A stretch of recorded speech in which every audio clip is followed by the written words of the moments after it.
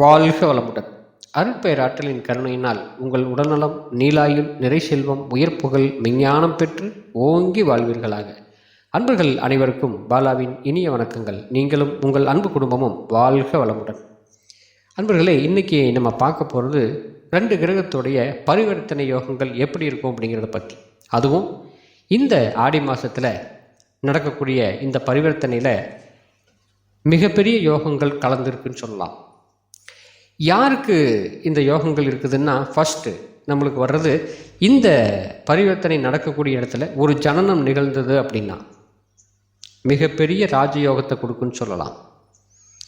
மிக விசேஷமான பலன்கள் இந்த குழந்தைகளுக்கு கொடுக்கும். இந்த பரிவர்த்தனை யோகத்தோடு பிறக்கக்கூடிய குழந்தைகள் அரசு தொடர்பு மூலிமா மிகப்பெரிய நன்மைகள் அவங்களுக்கு உண்டு. வேலைக்கு சேர்றது, அரசு சம்பந்தப்பட்ட தொழில்களை, இந்த கான்ட்ராக்ட் இடத்துல செய்கிறாங்க இல்லையா, இவங்களுக்கு எல்லாமே இந்த தொடர்புகள் நம்மளுக்கு இருக்கும். பரிவர்த்தனை யோகம் நம்மளுக்கு இருக்கும்.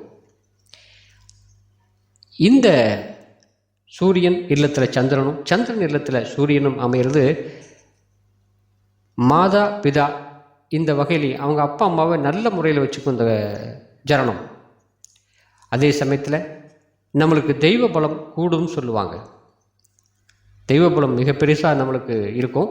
அதே சமயத்தில் பூர்வீக சொத்து தொடர்புகள், வம்சாவளி மிக நன்றாக இருக்கும் அப்படின்னு சொல்லுவாங்க.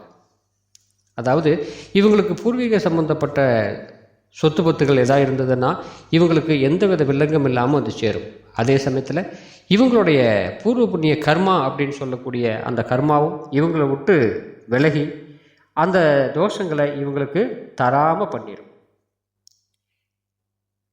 இவங்க வம்சாவளின்னு சொல்லுவோம் இல்லையா, ஏற்கனவே முன்னோர்கள் சில சங்கடங்கள் கஷ்டங்கள் நம்மளுக்கு பட்டிருந்தாலும் கூட இந்த மாதிரி சூரிய சந்திரன் பரிவர்த்தனையில் பிறந்த ஜனனத்துக்கு அப்புறம் இதுக்கப்புறம் வரக்கூடிய ஜனனங்கள் எந்த விதத்துலேயும் பாதிப்படையாது அப்படிங்கிறது ஒரு விதி.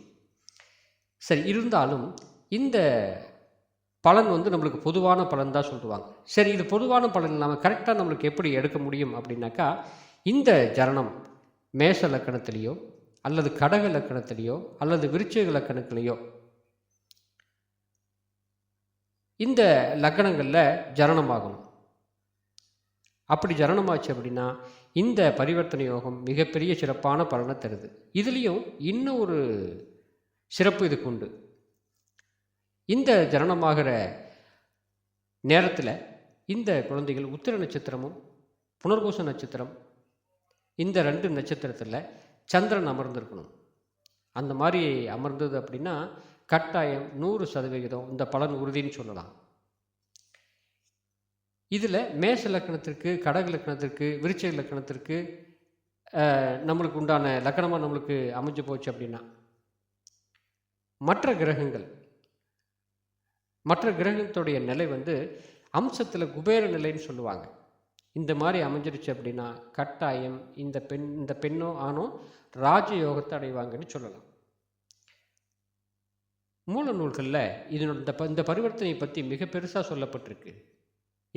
இந்த நேரத்தில் நம்மளுக்கு ஒரு ஜனனம் நிகழ்ந்தது அப்படின்னா அது கட்டாயம் முன்னோர்கள் செய்த அனுகிரகமாக தான் இருக்கும்.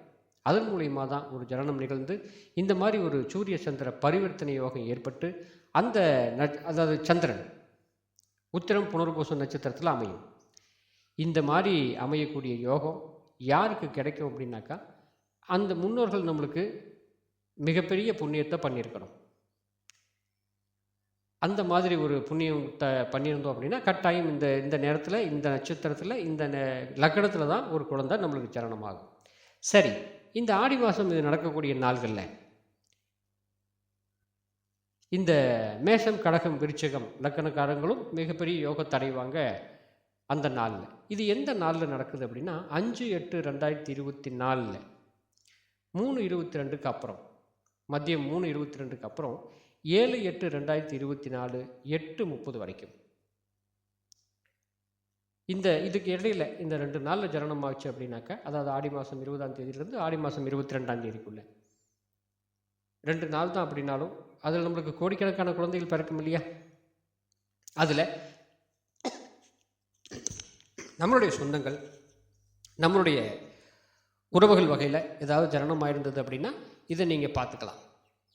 இப்படி ஒரு ஜனனம் நிகழ்ந்தது அப்படின்னா அந்த குடும்பம் ஏதோ ஒரு வகையில் ஒரு கஷ்டப்பட்டுட்டு இருந்தாவோ இல்லை பொருளாதார சிக்கலில் நம்மளுக்கு இருந்தாவோ அந்த ஜனனம் நிகழ்ந்த உடனே மிகப்பெரிய யோகத்தை அடைவாங்க அந்த குடும்பம்.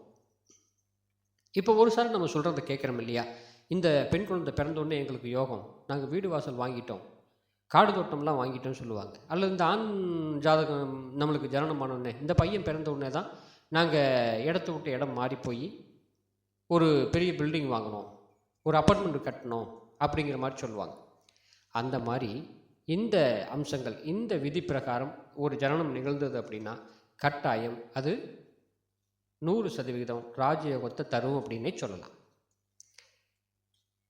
இந்த ஆடி மாதத்தில் பலன் நம்ம சொல்லிட்டு இருக்கோம். அந்த மேஷம் கடகம் விருச்சிக ராசிக்காரர்களுக்கு அந்த 2 நாள் 5/8/2024 7/8/2024 மிகப்பெரிய யோகத்தை தரும் அப்படின்னு சொல்லலாம். இந்த சூரிய சந்திரன் பரிவர்த்தனை. இன்னும் இந்த சூரிய சந்திரன் பரிவர்த்தனை நடக்கிற சமயத்தில் நம்மளுக்கு சூரிய திசையோ சந்திர புத்தியோ அல்லது சந்திர திசை சூரிய புத்தி நடந்துகிட்டு இருந்தது அப்படின்னா அந்த சமயத்தில் இந்த 3 லக்னக்காரர்களும் ராசிக்காரர்களுக்கும் பொருந்தும். மிகப்பெரிய யோகத்தை அந்த 2 நாளில் பெற போகிறாங்கன்னு அர்த்தம். பரிவர்த்தனை அப்படிங்கிறது மிகப்பெரிய யோகம். கிரகம் நிற்கிறது ஒரு இடமா இருக்கும், ஆனால் பலன் கொடுக்கறது வேற ஒரு இடமா இருக்கும். இதனோட சூட்சமம் மிக பலமானது, நல்ல வலுவான ஒரு ராஜயோகத்தை தரக்கூடியதாக இருக்கும். வாழ்க வளமுடன். மீண்டும் அடுத்த பதிவில் பாலா.